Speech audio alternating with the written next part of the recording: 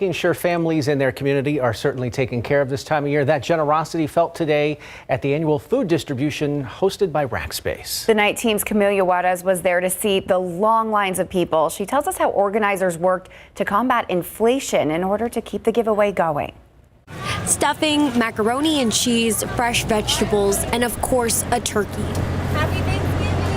All the Thanksgiving works were given to over 500 families in the Windcrest area. Renee Quinones was in line this morning at Rackspace headquarters. She is grateful for the extra food to feed all her extra family members on Thanksgiving. Just having family, being able to come over and having enough food to feed everyone. It's really important to have, family together for the holidays and being able to feed everyone that comes over. And according to the Consumer Price Index for October, groceries cost about 12.4% more than 1 year ago. Eric Cooper with the San Antonio Food Bank knows families have a tight budget as rent, gas prices, and energy bills are all on the rise this year. When these families see that turkey and it's loaded in the trunk of their car, the stress melts off. They're so relieved knowing that now they can provide. Cooper says there is a way to help more families.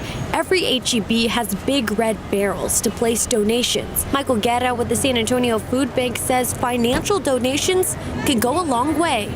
Go online to the safoodbank.org website, make a secure donation, and $1 turns into 10 pounds of food. $15 provides a turkey. So the San Antonio Food Bank is still collecting turkey donations. You can help a family have their great Thanksgiving meal. You can either donate at HEB or online. Camelia Juarez, KSAT 12 News. Well, it's clear the season for giving is in full force as we enter this holiday season. Today, Operation Homefront provided meals to families in the San Antonio community. 425 meals, to be exact, were given out as part of their annual holiday meals for military families. Those in attendance had to pre-register to make sure the organization could provide for the large turnout. The goal of the event is to build strong and stable military families. A lot of times, military members move a lot, they incur a lot of bills, and the holidays are stressful. We don't want them having to make the choice of, am I going to make the car payment or pay my rent, as opposed to having a nice holiday meal, put some more presents on the trees. All the meals given out today were provided by donations. Operation Homefront has been helping the military community since 2010. Well, he's doing great work there this time of year and all throughout the year. All right, I know some people are complaining about how cold it is. This is perfect. No, you like it? Oh, yeah. I decorated for Christmas. I didn't sweat. I didn't have to wear shorts out there. Wow. It was awesome. All of the things. I don't think today would have been as bad if it wasn't for the rain and the wind. Kind of those two things, the wind chill factor, all of that. It felt like the 30s for a good portion of the day because of those breezy conditions. Now, as we head into the back half of the weekend, it is still going to be plenty cold out there, well below average in terms of our temperatures. Likely not going to budge a whole lot through the overnight thanks to the cloud cover in place. So we'll start off tomorrow morning in the upper 30s and low 40s, and really as we head into the afternoon hours, mid 40s is where we're expecting those afternoon temperatures to sit. Cloudy skies expected into tomorrow as well, and also some increasing rain chances, especially by tomorrow evening and even more so through the overnight hours and into early Monday. So we'll time all of it out, starting off with a look at temperatures outside late this Saturday night. 41 officially the temperature over at San Antonio International, 38 up in Bulverde, 37 in Comfort, 38 in Bandera, and 41 over in Rio Medina. Now, we still do have the cloud cover in place across a good portion of the area. As of this hour, most of us are pretty dry out there. We found widespread light rain earlier this morning. That activity decreased in coverage throughout the second half of the day. Still maybe a few sprinkles out in far western Wilson County approaching Floresville in the Highway 181 corridor. corridor. I think most of us will likely be quiet and dry through the overnight hours, but still plenty cold out there. Again, because of the cloud cover in place, temperatures likely not going to fluctuate a whole lot over the next 6 to 12 hours. So upper 30s, low 40s in store by wake up time tomorrow. About 40 is where we'll wake up to here in San Antonio. An isolated chance for a stray shower throughout the first half of the day. And then as we head into the afternoon hours,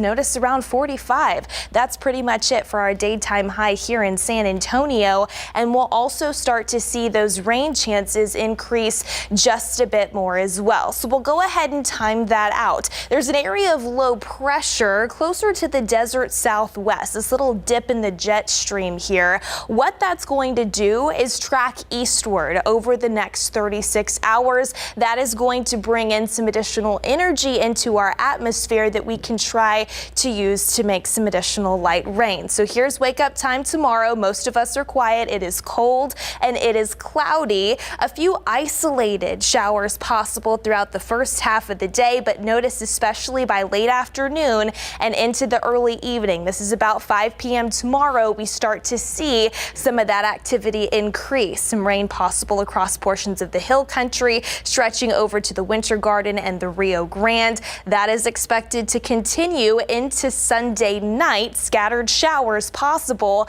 And then as we head into the overnight hours, before the sun comes up on Monday, more widespread light rain expected, streaming in from the southwest, pushing farther off to the northeast, and especially by Monday morning drive time, still could be a little soggy and cold out there. So plan on bundling up, taking the rain gear with you, and maybe giving yourself a little bit of extra time out the door as well. In terms of totals, in and around the San Antonio area, not completely out of the realm of possibilities that we pick up on a ½ inch to maybe an inch of rain, which is definitely needed. So we'll keep eyes on that here over the next couple of days. Those rain chances decrease throughout the day on Monday, still below average temperatures over the next few days as well, but they do look to slowly warm by Thanksgiving. That's when we're expecting our next front to move in, maybe a little bit of rain associated with that. Still have some details to fine tune in regards to that, so we'll keep eyes on it over the next few days, guys. Okay, well, at least it's not in the 40s. Right. 40s and rain is a lot. I agree. Well, I'll tell you what, Tom Turkey there on Thursday, it's going to be warmer than 70 degrees for turkeys on Thanksgiving. So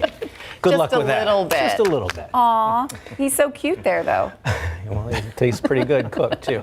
All right, Larry, UTSA gets a big win, and that means some good things for them. Yeah, they played at Rice today, and this game is over in the first quarter. UTSA rolled the Owls, and in the process, the Roadrunners won the Conference USA regular season title. And right here in town, Trinity football had a playoff comeback win today. Coming up.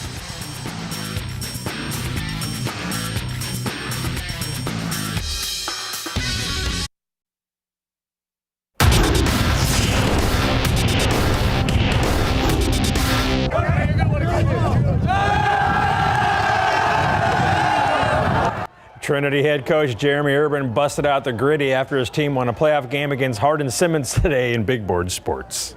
All right, we kick off in Houston where the Rice Owls were hosting the UTSA Roadrunners on a cold, rainy day. First quarter, Roadrunners' second offensive possession. Frank Harris moves to his right, looking to pass, and he cuts back to his left, decides to use his legs to handle his business, and he does just that, going the distance, outrunning the Owls for a 63-yard touchdown and a 7-0 Roadrunners lead.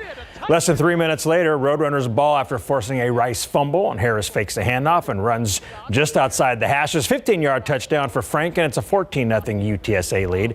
Later in the first quarter, Roadrunners ball again after coming up with another fumble recovery. Harris throws to Zachary Franklin, 5-yard TD reception. The Roadrunners are rolling 21-0.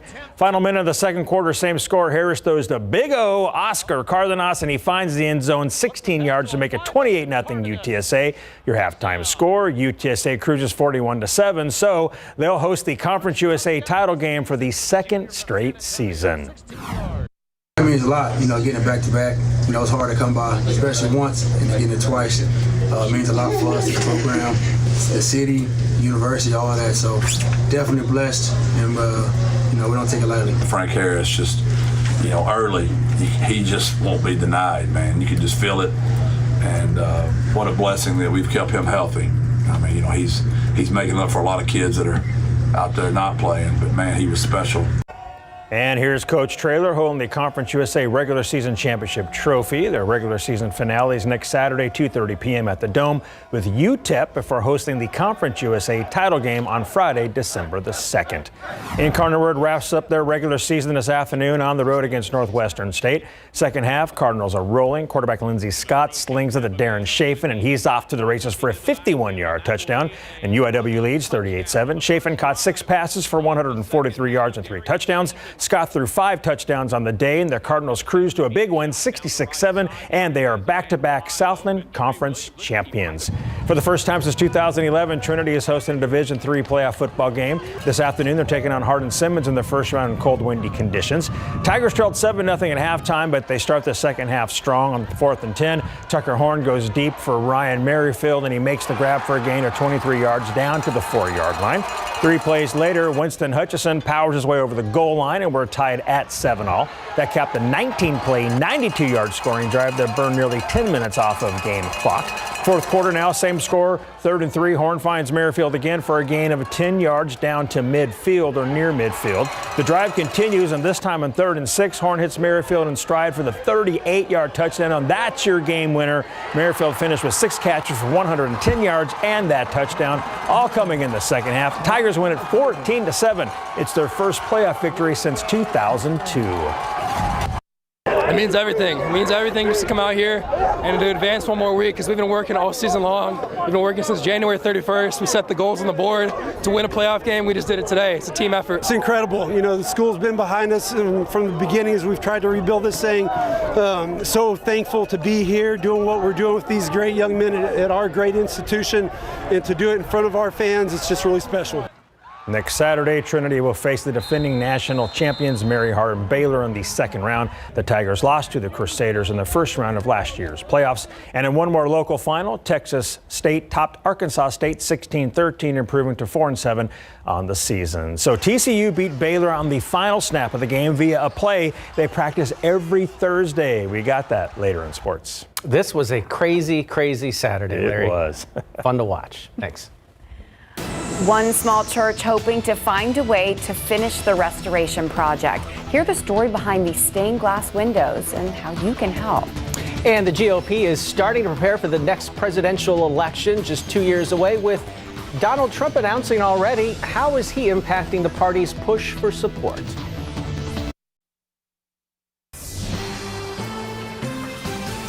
The GOP's potential class of 2024 presidential hopefuls are in Las Vegas this weekend at the Republican Jewish Coalition's leadership meeting. Several prominent Republicans taking to the stage. ABC's Rachel Scott breaks down what they hope for the future of the Republican Party.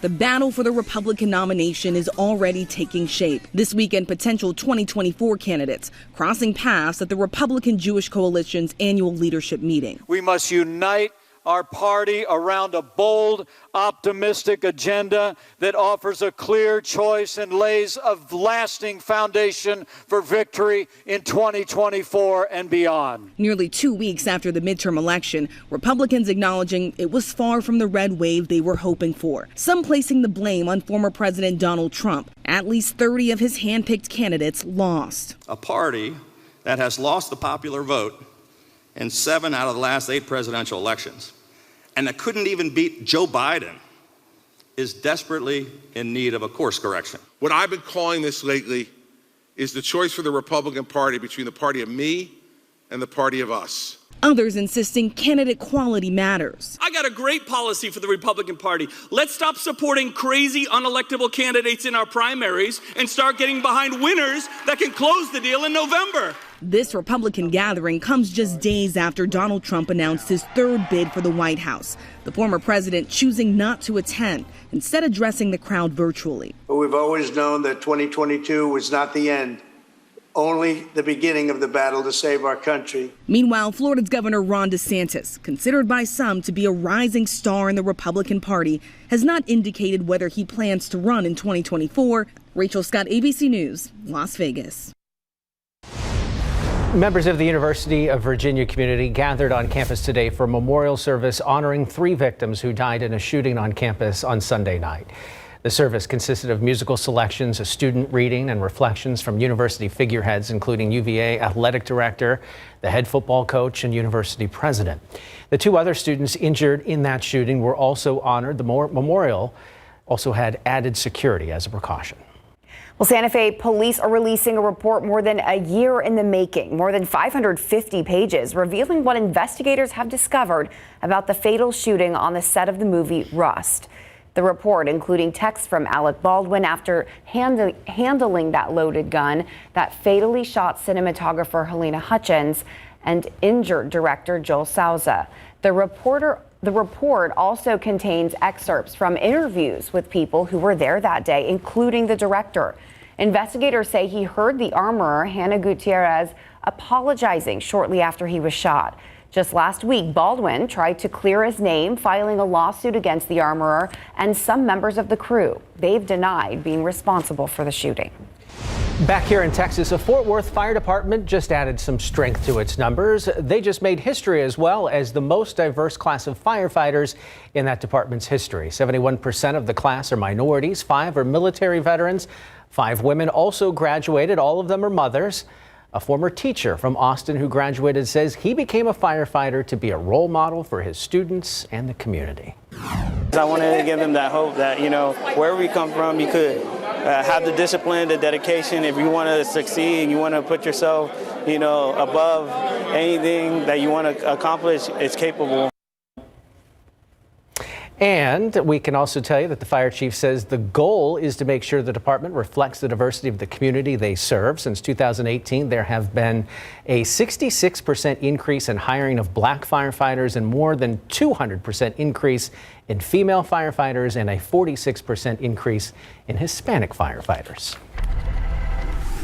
A small church in the Hill Country is in the middle of a very big improvement project. Yep, it involves putting things in a whole new light by refurbishing its century-old stained glass windows. As Katrina Weber shows us, those windows are a doorway to a lot of history.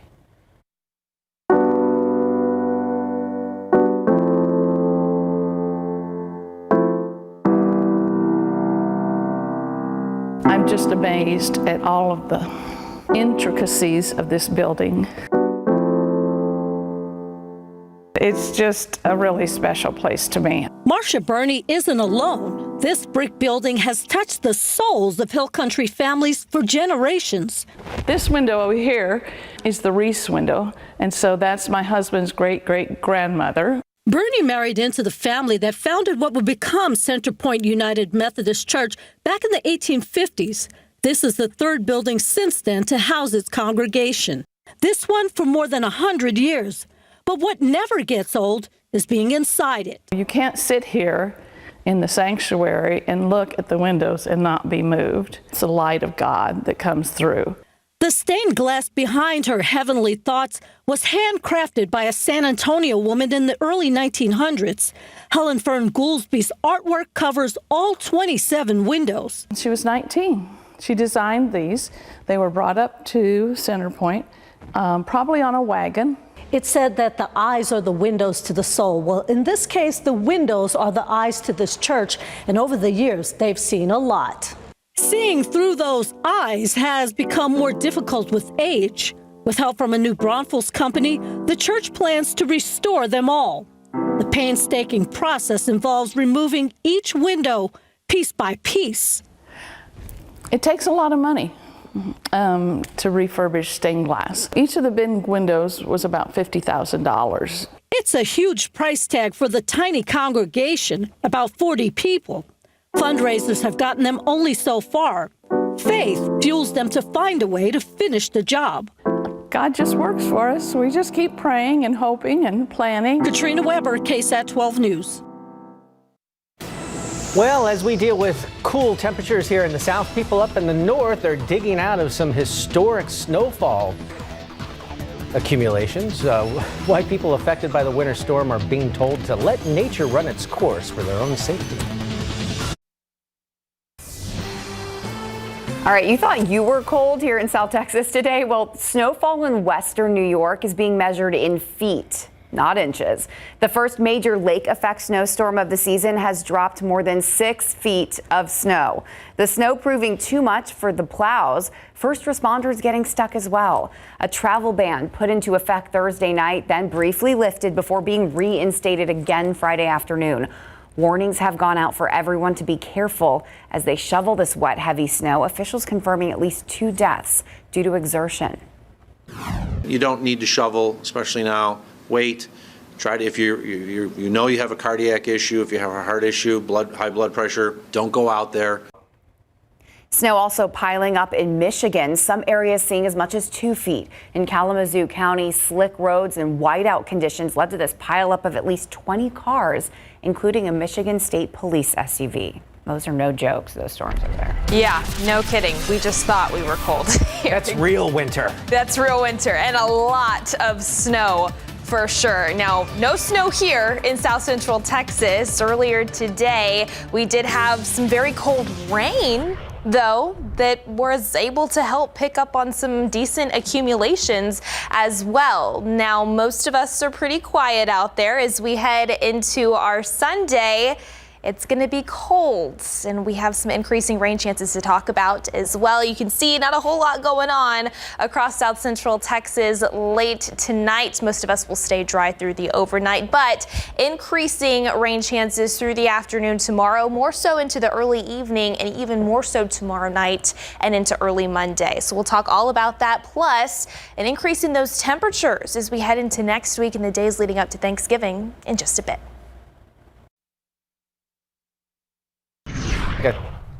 Hi. Oh, sorry. We were just talking so much about football. Yeah. We get carried away, but it's good football watching weather. It really is. Like great football watching weather today and tomorrow. I stayed in all morning and was like, what game is next? I'm not going outside. No, exactly. My dog didn't even want to go for a walk. Looked at me like, I'm not going out there. Are you crazy? It was definitely a day to stay inside, watch football, cup of hot chocolate, good chili recipe. All of the things, because it's been incredibly cold out there.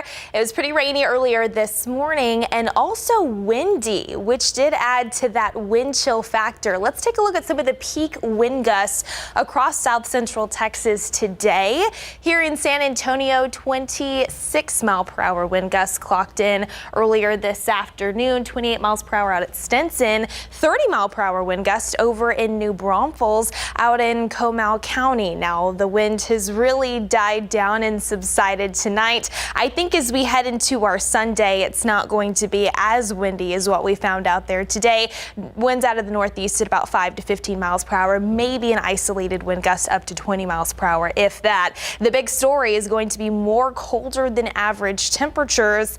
The cloud cover is with us as well, and we'll see those rain chances increase yet again, especially by late afternoon and into the early evening hours. Notice your temperatures will start off around 40 here in San Antonio. So if you are stepping out for any early morning plans, definitely going to want to bundle up. And really that will be the case throughout the entirety of the day because of that thick cloud cover in place. Those temperatures only look to warm into the low to mid 40s by the afternoon. So you can see we still do have the cloud cover in place right now. Maybe a few sprinkles out there in Wilson County as well as up in Comal County near the Canyon Lake area. As we zoom this out and take a look at the big picture, more rain stretching along the Gulf Coast, stretching through portions of Alabama, Mississippi, reaching back over to the Florida Panhandle, southern Georgia as well. There's what's left of that winter storm system that we were talking about earlier across portions of the Great Lakes region, stretching up into New England. But also, as we take a look farther off to our west, there's a little dip in the jet stream here. There's an area of low pressure, our next disturbance, that is going to be tracking eastward here over the next 36 hours. And as it does so, it looks to spark up our next chances for rain. So we'll time this out here on our Futurecast, depicting what the radar could look like here over the next couple of days. Tomorrow morning, it is cloudy, it is cold, maybe a few very isolated showers, a couple of sprinkles out there, but I think most of us are quiet. A little bit of a different story for from what we saw earlier this morning. But as we head into Sunday afternoon, we start to see some spotty showers develop, especially near and west of the San Antonio area along the Highway 90 corridor. And then as we head into Sunday evening, Sunday night, more scattered showers are expected to develop, and that coverage does increase to more widespread rain through the overnight hours on Sunday and into early Monday morning. That activity moving in from the southwest, pushing farther up to the northeast. Again, by wake up time Monday morning, you will want to take the umbrella with you, stepping out for the morning drive, and bundle up because it is still going to be cold out there. So we'll call it a 40% potential throughout the second half of the day tomorrow, bumping that up to a 70% potential as we head into Sunday night. Some of that activity lingering into early Monday, but I do think we'll see those rain chances decrease as we head into Monday evening and Monday night. Those temperatures will warm a bit by Tuesday and Wednesday. Haven't seen the sun a whole lot lately. It's been pretty cloudy out there. Maybe a few peaks out there on Tuesday, but after we see our next front move in on Thanksgiving, we'll start to see more sunshine return and comfortable temperatures in the 60s. Cool, sunny. We'll look forward to that. We saw plenty of sun this summer. We can use a few days of the hot sun. Very true. Everyone will survive just fine. All right, Larry, there was no rock, chalk, Jayhawk, whatever that means, going on in Lawrence, Kansas today. No, there sure wasn't. It was Bijan Robinson running all over Kansas and rock, chalk, Jayhawk. Texas running back averaged 9.7 yards per carry today. Plus, TCU survives a huge upset scare coming up. Texas played at Kansas today, and Horns running back Bijan Robinson tore up the Jayhawks defense. Bijan takes a handoff here, runs to his left, and cruises in untouched 17 yards for his second touchdown. And UT leads 14-0 in the first quarter. Third quarter now, more Bijan. He dances around until he finds a hole, and once he does, goodbye D. 32 yards for his fourth touchdown of the day. He rushed 25 times for 243 yards, 4 touchdowns, both career highs to help the Horns win it. 55-14. Number 4 TCU at Baylor was a back-and-forth game with a wild ending. First play of the fourth quarter, Blake Shapen connects with Kelsey Johnson, 12-yard touchdown, and the Bears lead 21-20. Then after a TCU fumble, Baylor would score again to go up 28-20 with 9:47 left in the fourth quarter. So TCU would answer that with a touchdown, but failed on the 2-point conversion to trail 26-28 with 2:07 to go. Now Baylor would go 3 and out after that, setting up that wild ending. With no timeouts remaining, TCU runs the ball down to the Bears 24. So here comes the kicking unit. Off runs the offense. The Bears set up for a 40-yard field goal, and Griffin Kale nails it as time expires. A walk-off win, 29-28, as TCU improves to 11-0. Coach Dykes said they practice that play every Thursday. In 3 more Big 12 finals, Texas Tech won at Iowa State 14-10. Oklahoma upset number 22 Oklahoma State 28-13. And number 15 K-State beat West Virginia 48-31. Texas A&M hosting UMass today. The Aggies are 33.5-point favorites. Yeah, they didn't cover it. Second quarter tied at 3. Connor Wigman throws to Noah Thomas for a catch. He spins and works his way in for a 22-yard touchdown. The Aggies lead 10-3. Fourth frame now. Handoff will go to Le'Veon Moss, and he breaks through the line and scores his first collegiate touchdown, 12 yards for the final touchdown of the game. The Aggies snap their 6-game slide with a 20-3 win. A&M will next host number 6 LSU next Saturday in their regular season finale, and that shirtless man is excited. The area round of the high school football playoffs concludes this afternoon with rainy conditions at Hero Stadium. Brandeis taking on Dripping Springs in Class 6A Division II action. Tigers on the move in the first quarter. Austin Novosad finds Boston Pap for a gain of 32 yards down to the 4-yard line. And a few plays later, Novosad runs up to the line and powers in for the 1-yard touchdown, a 7-0 lead, and the Broncos fall 56-28. In 2 more finals, Harlan beats Westlaco East 49-3, and in TAPS action, Fort Worth Nolan knocked off Antonian 38-24. Spurs playing at the Clippers right now, 9:30 tip local time. Kelvin Johnson back in the starting lineup after missing the last game with a left ankle soreness. First quarter, Trey Jones feeds Jakob Poeltl for a sweet layup and foul, 3-point play. Spurs trail 8-11, his second and 1 in the first quarter. Now Paul George was hot for LAC in the first quarter, scoring 18 points on the strength of 4 made 3-pointers. LA outshot the Spurs from downtown 9-2 in that opening frame, and they led 40-22 after 1. So let's check out that score now. And the Clippers are leading leading the Spurs 108-81 in the fourth quarter. We'll have more for you tomorrow at 5:30. And Trinity Volleyball came up one win short of bringing home the program's first national title. The Tigers battled powerhouse Juniata in the NCAA Division III championship match this evening and fell 3-0. Still, this is tied for the deepest playoff run in Trinity history. Oh, they did such a good job. Yes. Yeah. Sorry, my nose was right. Trying to. I got you. We're still proud of you, girls. What's wrong with you, Tim? Tim's having a rough day, okay? We'll go to break. We'll be right back.